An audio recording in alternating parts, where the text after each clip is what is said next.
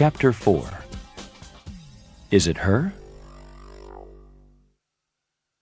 Early the next morning, Kenny puts on the TV in his room. A newsreader is talking about the supermarket robbery. There are some pictures from the supermarket camera. Kenny watches the news. The robber is somebody with long blonde hair and with a motorcycle, says the newsreader. Suddenly, Kenny remembers the girl at the motel desk. Is it her? He thinks.